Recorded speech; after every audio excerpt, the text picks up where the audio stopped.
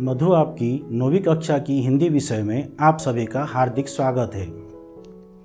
विद्यार्थियों, हम पढ़ रहे थे चंद्रशेखर वेंकट रमन, वैज्ञानिक चेतना के वाहक चंद्रशेखर वेंकट रमन। ये उनकी छवि है। इस श्रृंखला में हम 2 भाग पढ़ाई कर चुके हैं। आज हम इसका तीसरा भाग पढ़ाई करेंगे। इसके लेखक हैं श्री धीरंजन मालवीय जी। अब तक हम पढ़ाई कर चुके हैं। रामन का जन्म 1888 में तिरुचिरापल्ली में हुआ था। रामन बीए और एमए की परीक्षा में ऊंची अंक से पास भी किए थे। रामन की तैनाती कोलकाता में वित्त विभाग में हुई थी। कोलकाता में सरकारी नौकरी के दौरान रामन क्या करते थे, बहु बाजार में स्थित विज्ञान की एक साधारण सी प्रयोगशाला में अपना शोध कार्य चला रहे थे। उस समय रामन वाद्य यंत्रों पर भी शोध किए। पश्चिमी देशों की इस भ्रम को रामन दूर करने की भी कोशिश किए कि भारतीय वाद्य यंत्र विदेशी वाद्य यंत्र की तुलना में घटिया है। हम यहाँ तक पढ़ाई कर चुके थे। अभी हम आगे की पढ़ाई करेंगे। अनुच्छेद 8। उस जमाने के प्रसिद्ध शिक्षा शास्त्री सर आशुतोष मुखर्जी को इस प्रतिभावान युवक के बारे में जानकारी मिली। इस प्रतिभावान युवक कौन थे?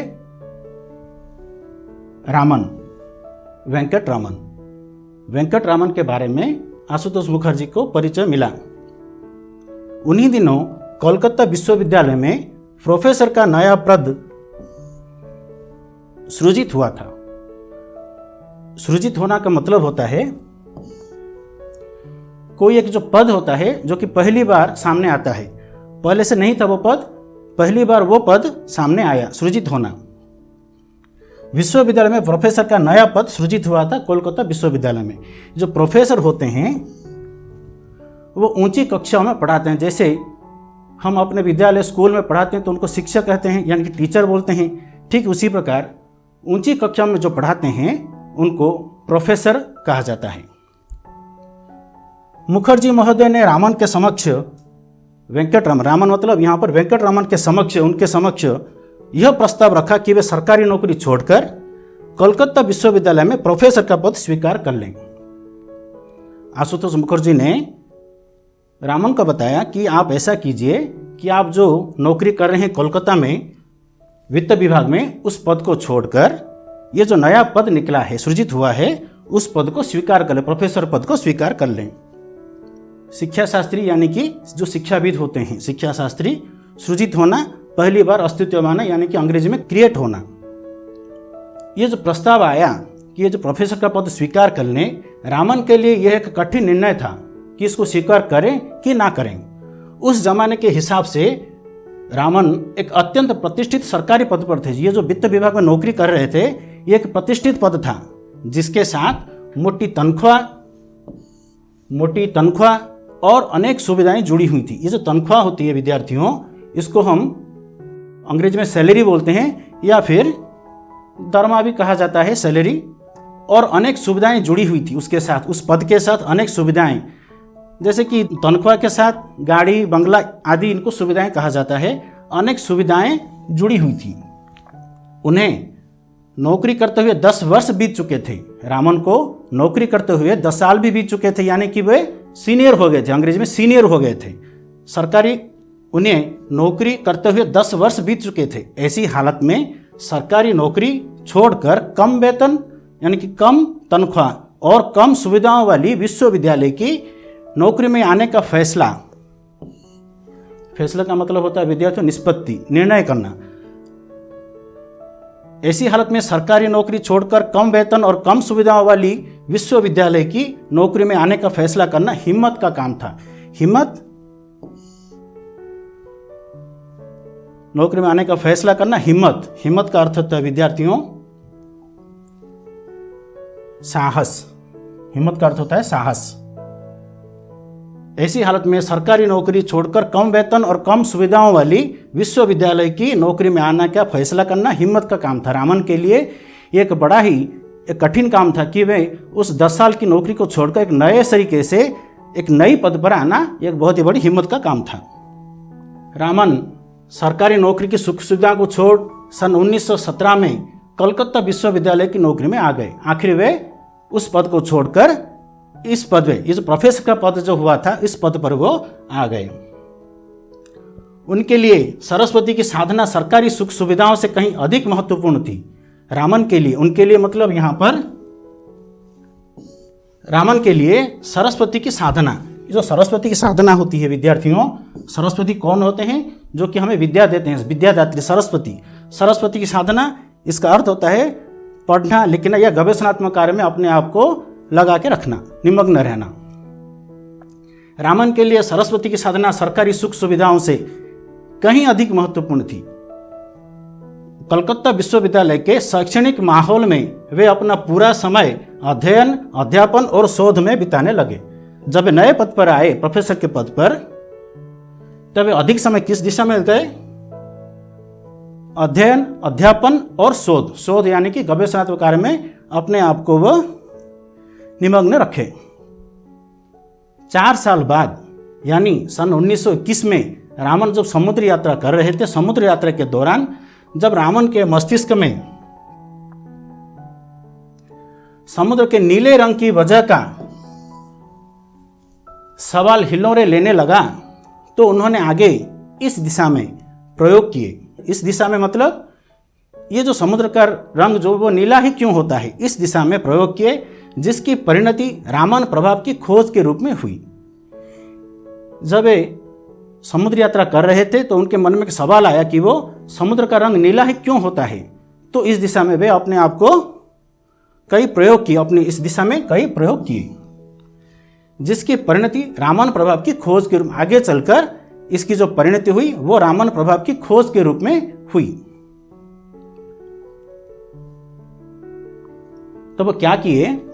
रामन ने अनेक ठोस रवों और तरल पदार्थों पर प्रकाश की किरण, यानी कि जो प्रकाश होती है जिसे हम आलोक भी कहते हैं, प्रकाश की किरण, रामन ने अनेक ठोस रवों और तरल पदार्थों पर प्रकाश की किरण के प्रभाव का अध्ययन किया। उन्होंने क्या किया कि कई सारे ऐसे प्रयोग किए और उस पर वे अध्ययन किए। उन्होंने पाया कि जब एक वर्णीय प्रकाश यानी कि किरण, एक वर्णीय प्रकाश की किरण किसी तरल या ठोस रवेदार पदार्थ, ये जो ठोस रवेदार पदार्थ विद्यार्थियों, ठोस यानी कि कठिन, रवेदार मतलब पारदर्शी या स्वच्छ, ठोस रवेदार पदार्थ से गुजरती है, तो गुजरने के बाद उसके मतलब यहां पर प्रकाश में, तो गुजरने के बाद प्रकाश के वर्ण में परिवर्तन आता है। वो क्या प्रयोग किए? जब कभी वे ठोस रवों और तरल पदार्थों पर प्रकाश की किरण किसी तरल या ठोस रवेदार पदार्थ से गुजरती है, आलोक जब गुजरती है तो गुजरने के बाद प्रकाश के वर्ण में परिवर्तन आता है। ये वे शोध किए। यहाँ पर लिखा है विद्यार्थी, देख लीजिए, ठोस रवेदार कठिन पारदर्शी वस्तु यानी कि जैसे कि स्फटिक होता है, तरल पदार्थ में पानी, तेल, अल्कोहल इत्यादि, एक वर्णीय प्रकाश यानी कि एक रंग का आलोक। और क्या देखे भाई, वजह यह होती है कि एक वर्णीय प्रकाश की किरण के फोटॉन, एक अंग्रेजी शब्द है फोटॉन, जब तरल या ठोस रवे से गुजरते हुए इनके अणुओं से टकराते हैं, तो इस टकराव के परिणाम स्वरूप वे मतलब यहां पर प्रकाश की किरण, वे या तो ऊर्जा का कुछ अंश खो देते हैं या पा जाते हैं। दोनों ही स्थितियां प्रकाश के वर्ण रंग में बदलाव लाती है। यही सारांश है कि जब एक वर्णीय प्रकाश की किरण के फोटोन का अर्थ होता है विद्यार्थियों, फोटोन को विद्युत चुंबकीय ऊर्जा या शक्ति का कण कहा जाता है, जो कि यह प्रकाश की मूल इकाई होती है।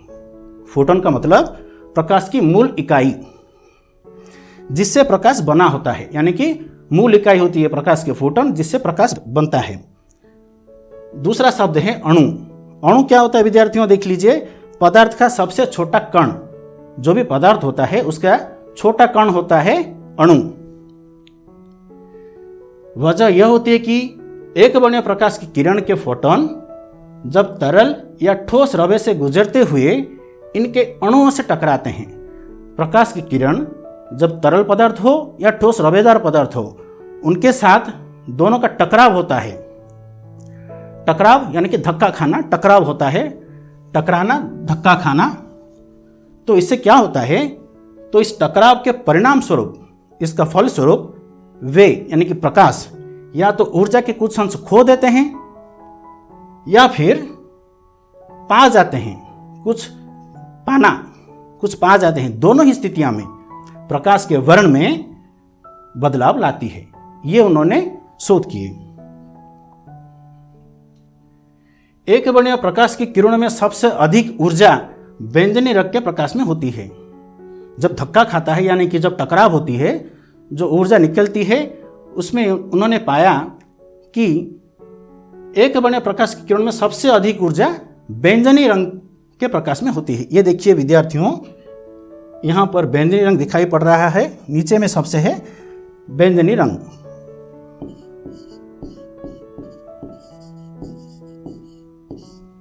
ये बैंगनी रंग है।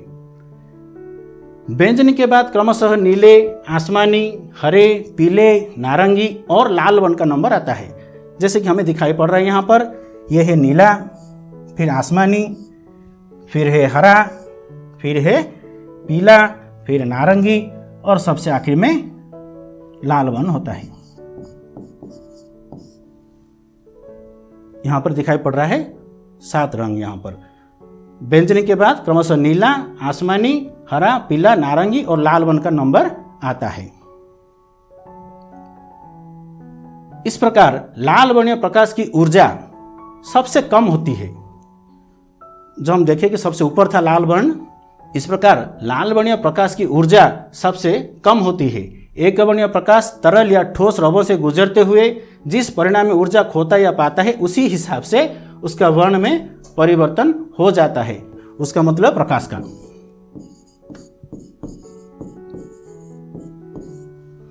प्रकाश का वर्ण परिवर्तित हो जाता है।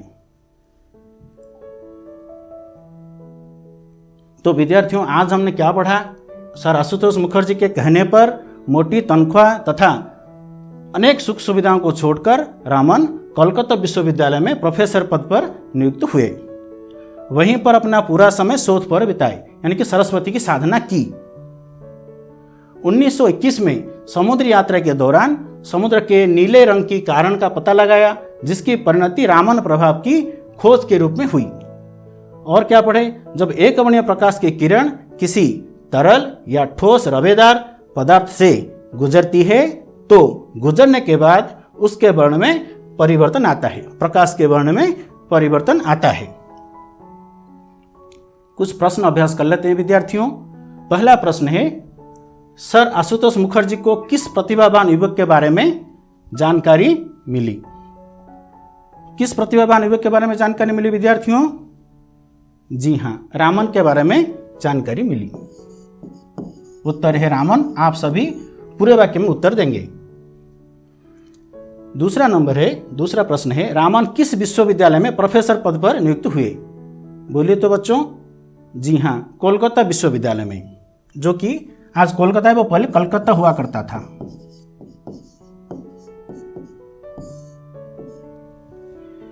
तीसरा प्रश्न है, समुद्र यात्रा के दौरान रामन के मन में क्या सवाल हिलोने लेने लगा?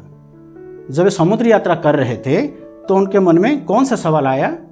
जी हाँ विद्यार्थियों, कि ये जो समुद्र वो नीला ही क्यों होता है, ये सवाल उनके मन में आया। नीला ही क्यों होता है समुद्र का रंग? चौथा प्रश्न है, एक वर्णीय प्रकाश की किरणों में सबसे अधिक ऊर्जा किस रंग के प्रकाश में होती है? बताइए तो विद्यार्थियों, किस में ज्यादा ऊर्जा होती है? जी हाँ, बैंगनी रंग में।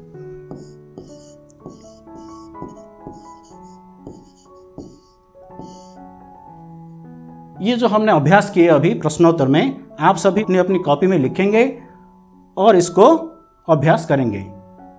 तो विद्यार्थियों, आज यहाँ तक ही। धन्यवाद।